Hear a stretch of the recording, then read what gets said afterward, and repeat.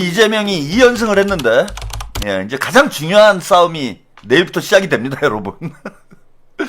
뭐, 충북에서 이긴 것도 좋고, 울산에서도 이긴 것도 좋은데, 뉴 이재명이 지금 연전연승을 하고는 있는데, 이게 전투에선 이기고, 전쟁에서 지는, 이런 결과가 나올 수도 있어요.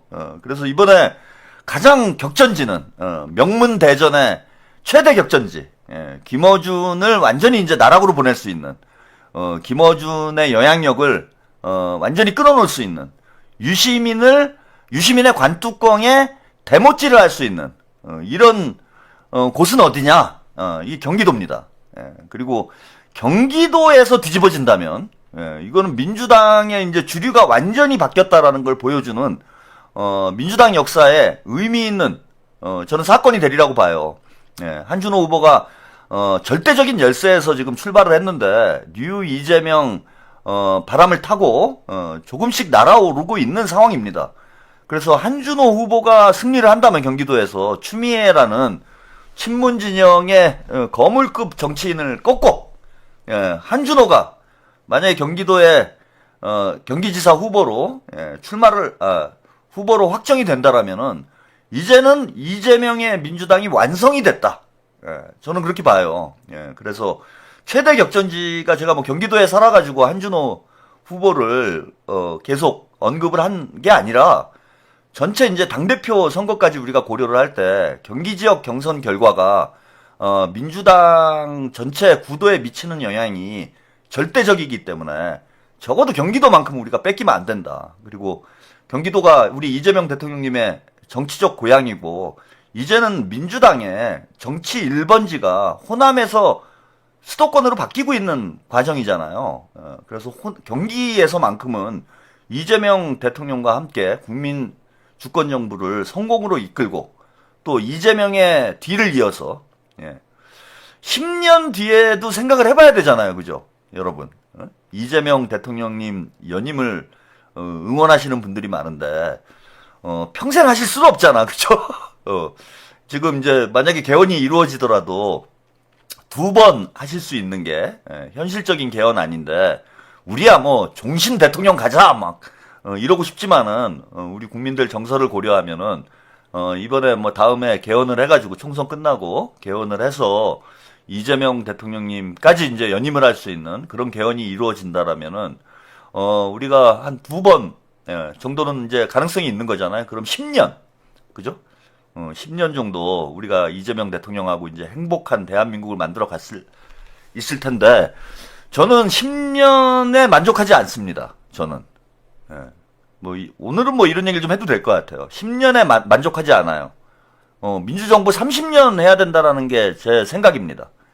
제가 우리 나이로 올해 56살인데, 85세까지 제가 방송을 하겠다. 뭐 이런 말씀을 드렸잖아요. 그래서 85세까지 이제 생존이 된다라면은 그때까지 방송을 하겠다라고 말씀드렸는데 저는 민주정부가 한 30년은 가야 된다. 이렇게 판단을 하고 있기 때문에 그래야 대한민국이 정상화된다. 우리가 한 30년 집권해야 대한민국이 정상화된다라고 저는 그런 결론에 도달한 사람이야. 그래서 제가 85세까지 방송을 한다라는 건 앞으로 30년 동안 절대 정권 안 뺏기겠다.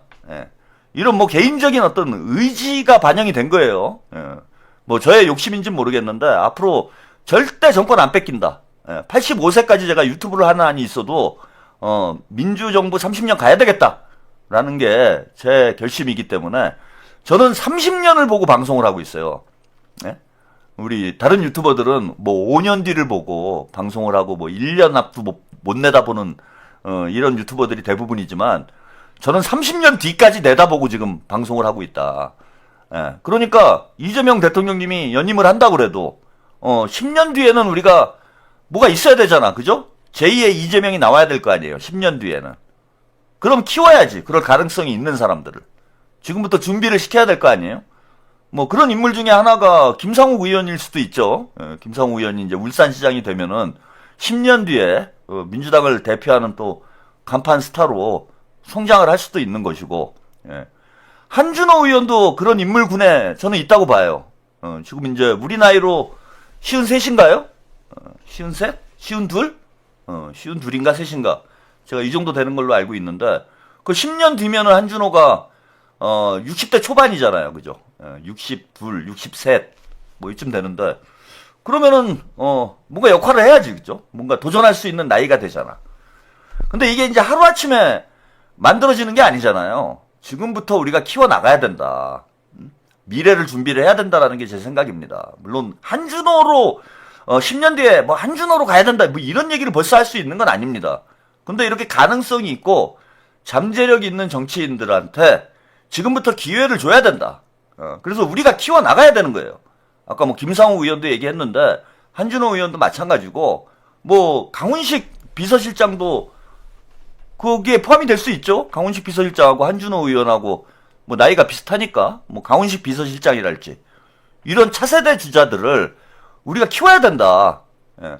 그 차세대 주자를 키우는 또 그 용광로 중에 하나가 이런 지자체장이잖아요. 이재명 대통령님이 또 성남시장, 경기지사를 거쳐서 대통령이 됐던 것처럼 이제는 이재명의 뒤를 잇는 이런 차세대 주자들은 행정 경험을 쌓으면서 본인의 실력을 키우고 본인의 능력을 또 입증하고 이런 과정들을 저는 다 거쳐야 된다고 봅니다. 그래서 저는 한 10명쯤 키우자고요, 우리가. 10명쯤 키워야 되는 거 아니에요? 나중에는 그냥 이게 후보가 너무 많아가지고 이게 우리가 진짜 그 즐거운 행복한 비명을 지를 정도로 그 우리가 키우는 거예요. 그 추미애를 지금 경기지사를 다 떠나서 친명이냐 친문이냐 이걸 떠나서 김동연과 추미애를 지금 경기지사를 시켜가지고 그 무슨 의미가 있습니까? 10년 뒤면은 80세에 저기 출마하실 거예요? 대선 후보로? 그냥 추미애의 뭐 커리어, 추미애 인생에 뭔가 커리어 하나를 더 쌓아주는 것 이외에 무슨 의미가 있습니까, 이게? 80대에 추미애 대선 후보로 나오는 거예요? 아니면 김동연 후보가 80대 대선 후보로 나와요? 예, 홍영기님, 오늘 충북 경선도 승리하고 기분 좋은 날이에요. 진짜 경기도에서 한준호가 이겨서 문조 털레유 관뚜껑에 못 받고 예, 세대 교체를 통해 실용주의, 중도 보수, 수도권 기반 민주당으로 가는 한 획을 긋기를 기원합니다. 그래서 그런 저는 의미에서도 한준호 후보 같은 이런 이제 차세대 우리 젊은 정치인들을 우리 당원들이 키워주셔야 된다. 저부터 잘하는 사람 없잖아요. 예. 하면서 이제 하나둘씩 배워가지고 성장을 해나가는 거지. 그럼 성장할 수 있는 기회를 줘야 될 거 아니야. 언제까지 이게 노인정도 아니고 민주당이 조국만 봐도 이제 늙었어요. 뭐 조국, 김경수, 뭐 차기 주자 뭐 이런 꿈을 꾸는 사람들이 있는데 아까 뭐 마카롱이 아니고 예, 마크롱 대통령이 방문을 했었는데 어제 마크롱 대통령도 40대에 대통령이 된 거잖아요. 그 다음에 저기 이탈리아의 멜로니 총리 같은 경우에도 40대에 총리가 됐어요. 지금 그또 예전에 캐나다에 그 이름 까먹었네. 요즘 뭐 가수랑 연애한다는 총리 그만두고 그 뭐 잘생긴 총리 하나 있었잖아. 캐나다 총리. 요즘엔 그 뭐 미국의 유명한 가수하고 연애하더만 이 사람이 정치하다 말고.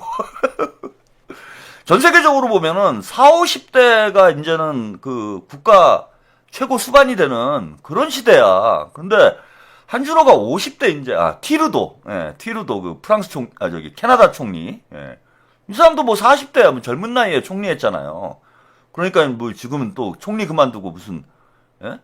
그 가수랑 미국 가수랑 케이티 페리, 케이티 페리랑 막 연애해가지고 막 파파라치한테 그 찍히고 그러대. 뭐 뽀뽀는 왜 그 사진 찍히는 데서? 예?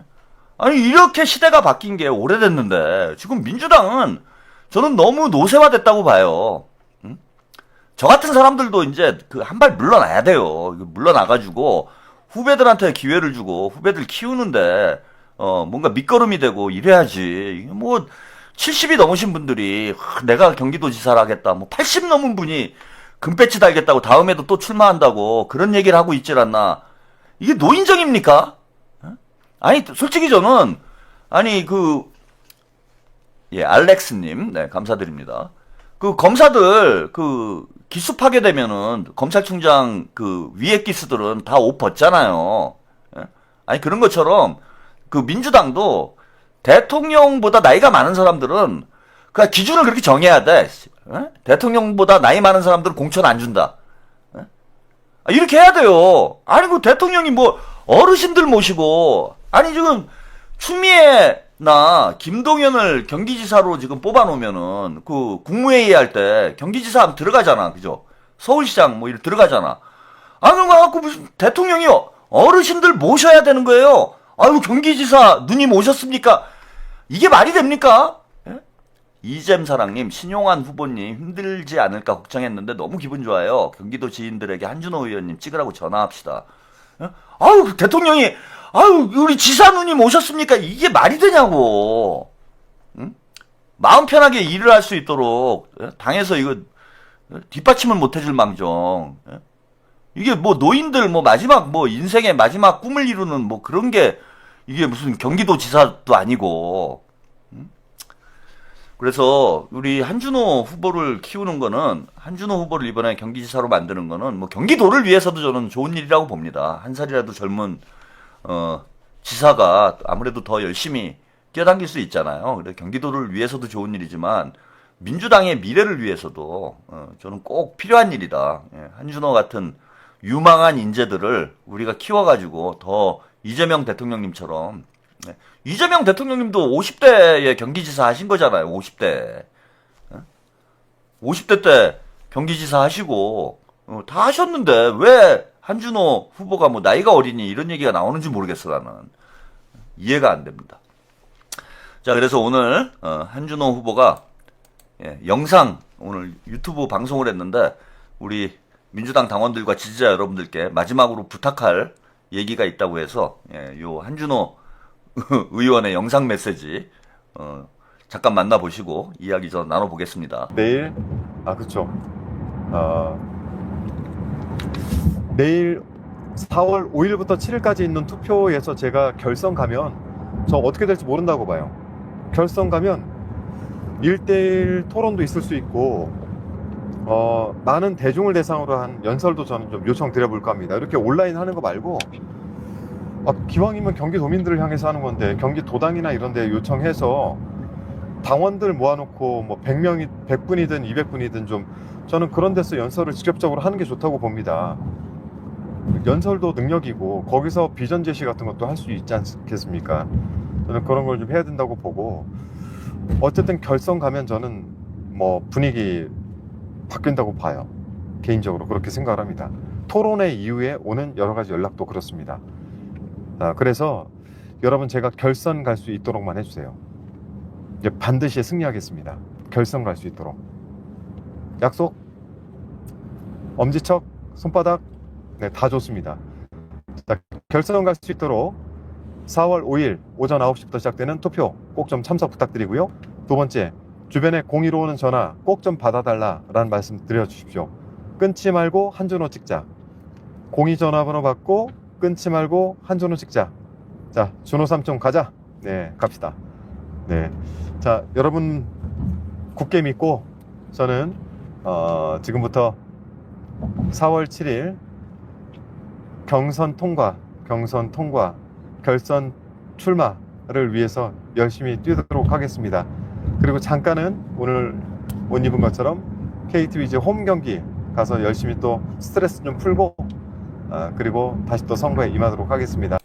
자 여기까지 한준호 의원의 당부 말씀을 한번 들어봤습니다. 김혜승님 조승래 정청래가 대통령 취임 전 사진 및 영상 홍보 활용 금지 조치가 내렸어요. 요 문제는 좀 이따 말씀을 좀 드릴게요. 어차피 좀 준비된 내용이어가지고 좀 이따 말씀드리도록 하겠습니다. 두 가지죠. 내일부터 투표 시작되는데 여러분들 한 분도 빠짐없이 투표를 꼭 해주시길 부탁드리고요. 그거보다 더 중요한 게 있어요. 02로 시작하는 여론조사 전화가 오게 되는데 여론조사 응답률이 높지 않습니다. 3% 5% 뭐 이 정도 응답률이 나와요. 그래서 여론조사도 조직력하고 연관이 있습니다. 이게 당원인지 아닌지 이게 상관이 없어요, 여러분들. 여론조사 항시 대기 내일부터 항시 대기를 하셔가지고 조직력이 강한 쪽이 여론조사에서도 유리하게 나오게 돼 있어요.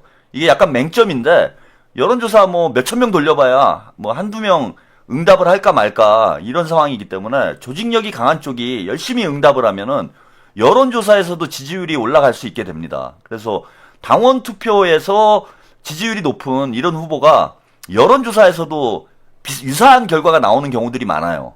그래서 우리 최한욱TV 지금 시청자분들 제 방송을 하루에 뭐 한 4만 분 정도 이렇게 방송을 보시는데, 여론조사 오시면은 특히, 이 경기도에 거주하시는 우리 그 당원 여러분들, 유권자 여러분들은 무조건 받아야 된다. 예, 앞으로 3일 동안은 스팸 전화가 오더라도, 예, 그 보이스 피싱이 오더라도, 예, 일단 받아야 돼요. 예, 일단 받고 나중에 끊으세요. 무조건 받아가지고 한준호라고 여러분들이 응답을 해주시면은 여론조사에서 한준호 후보가 조금 밀립니다. 아까 말씀드린 대로 인지도가 지금 대단히 다른 후보에 비해서는 인지도가 좀 떨어지는 이런 편이기 때문에 여론조사에서는 한준호 후보가 지금 밀릴 수 있어요. 예, 그래서 여러분들이 여론조사에 꼭 응답을 해주셔야 된다. 예, 그러면은 뒤집을 수 있다. 이런 거고, 한준호 후보가 그런 얘기를 했잖아요. 결선 가면 이깁니다, 여러분. 결선 가면 이겨요. 근데 물론 지금 쉽지가 않아요. 아까 지금 우리 시청자 여러분들도 자꾸 그 댓글을 남겨주셨는데, 참 오늘 말도 안 되는 이런 일이 있었습니다. 예, 말도 안 되는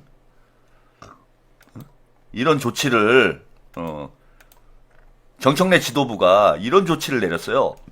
그래서 예, 한준호 후보가 중앙당 재고를 촉구합니다 해가지고 페이스북에 글을 올렸는데, 중앙당 조치가 뭐냐 하면은 대통령 취임 전 사진 및 영상의 홍보 활용 금지 안내건. 예. 이유 배경이 뭐냐? 설령 취임 전 시점 영상이라고 해도 대통령의 당무 개입 의혹으로 이어질 수 있을 뿐 아니라 대통령의 정치적 중립 위반 논란을 촉발할 소지가 매우 큰 사안입니다. 아니, 선거 때마다 대통령 사진 찍는 사진 가지고 선거 운동하는 거는, 예? 민주당이건 국민의힘이건 어느 정당이나 다 해온 거예요. 네? 윤석열이 대통령일 때, 지방선거 때 다 윤석열 사진 걸어놓고, 무소속까지도 윤석열 사진 걸어놓고 선거를 했어. 그걸 가지고 누가 당무 개입이라고 얘기를 합니까? 예? 그 다음에 이게 무슨 정치적 중립 위반하고 무슨 연관이 있어요? 아무 상관이 없는 거잖아. 그리고 취임 전 사진, 그럼 취임 이후 사진은 괜찮은 거예요? 응? 난 이것도 이해가 안 돼. 아니, 그러면은 대통령 사진을 쓰는 거를, 홍보하는 거를 다 금지시킨다. 이러면 이해가 뭐 그나마 되겠는데? 그 취임 전 사진, 이게 원래 취임 이후 사진은 못 쓰도록 하는 당의 규칙이 있습니까, 여러분? 그러니까 이게 지금 잘 모르겠어서 제가 물어보는 거예요. 취임 이후 사진은 되고 취임 전 사진은 안 된다는 거예요? 그 얘기는 취임 이후에는 대통령하고 사진 찍은 사람들이 많잖아. 그럼 그거는 되고 취임 전에 한 거는 안 된다? 그리고 이 시점이 상당히 공교로운 게 뭐냐 하면은 그 한준호 의원의 이제 결정적인 영상 공개가 있었죠. 예, 대통령께서 작년 2월 달에 찍은 사진, 영상을 한준호 의원에게 보내줬어. 그걸 못 쓰게 하려는 거 아니에요, 이거? 응? 이게 완전히 뭐 기울어진 운동장이에요. 저는, 아니, 민주당뿐만 아니라 어느 정당에서 이런 식의 지침을 당 지도부에서 경선 때 내리는 걸 본 적이 없습니다. 그러니까 이게 똑같은 거예요. 당대표 선거 때 유튜버들이 그 정청래가 친명이다 이런 개수작 해가지고 정청래가 당대표 되도록 사실상 밀어준 거잖아. 그거하고 똑같은 거 아니에요. 누가 친명인지 누가 친문인지 누가 문조탈레인지 누가 친명인지 알 수 없도록 만들기 위해서 이따위 지침을 내리는 거 아니야. 이거야말로 중앙당에서 이거 명백한 선거 개입을 하는 거예요. 뭐 이런 게 관례적으로 혹은 뭐 선관위에서 이게 선거법 위반이 될 수 있다라는 뭐 그런 의견이 왔다면 모르겠는데, 알렉스님 명팔이 이퀄 한준호 공식이 안 되니까, 그죠? 한준호 의원은 명파리가 아니죠. 그냥 친명인 거지. 상당히 지금 발악을 하고 있고, 뭐 저는 또 역설적으로 보면은요, 여러분. 예, 상당히 기분 나쁘고 열받는 일이 벌어졌지만은, 역으로 뒤집어서 얘기를 하면은, 지금 추미애 쪽이 상당히 불안하다는 얘기죠, 그죠? 정청래 쪽이 상당히 불안하다는 얘기다. 예, 그래서 지금 추미애가, 급격히 지금 떨어지고 있다. 제가 뭐 토론 2번 했으니까 한 10% 정도 떨어지지 않겠냐.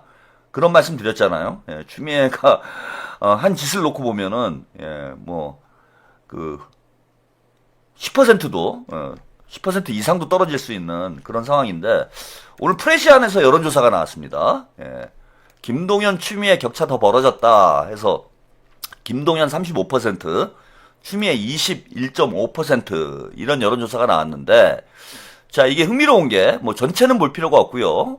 여기 보시면은, 민주당 지지층, 민주당 지지층에서 김동연이 36.3, 추미애가 33.8, 그 다음에 한준호가 18.5, 이렇게 나왔어요. 민주당 지지층에서도.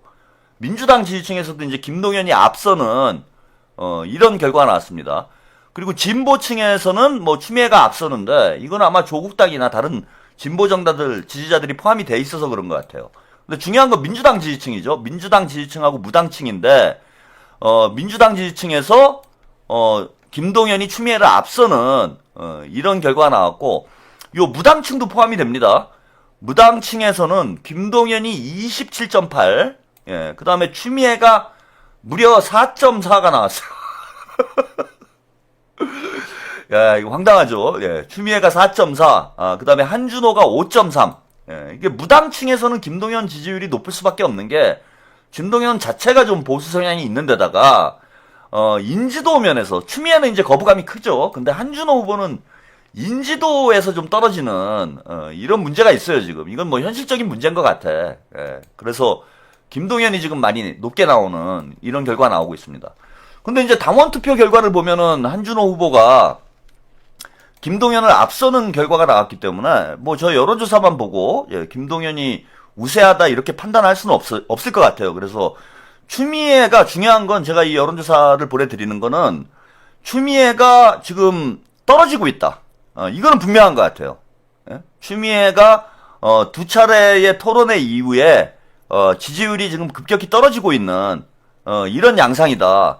그러면은 지금 여론조사 결과만 놓고 보면은 결선에 가게 될 확률이 매우 높습니다. 결선에 가게 될 확률이 매우 높고, 저 여론조사에서는 김동연이 높게 나왔지만은, 민주당 핵심 지지층에서는, 그, 김동연에 대한 지지도가 높지 않아요. 그래서, 당원 투표에서는, 제가 볼 때는 추미애에 빠져나간 표가, 한준호로 전 이동할 가능성이 상당히 높다고 보고, 여론조사에서 어느 정도만 한준호 후보가 붙어주면, 저는 해볼만 하다. 예. 지금 해볼만한 상황이다. 그리고 한준호 후보가 상승세예요, 일단. 미세하지만, 여론조사에서도 상승세이기 때문에, 충분히 해볼만한, 저는 그런 구도는 됐다라고 봅니다. 그리고, 결선에 가는 건 거의 확실시 되는데, 김동연이 여론조사에서 지금 높게 나오기 때문에, 김동연이 갈지, 아니면 당원 투표에서 우세한, 한준호가 갈지, 추미애 지지자들이 이제, 빠져나오고 있는데 지지율이 빠져나오고 있는데 이게 김동연 쪽으로 많이 갈지 아니면 한준호 쪽으로 많이 갈지 이게 관건이라고 봅니다.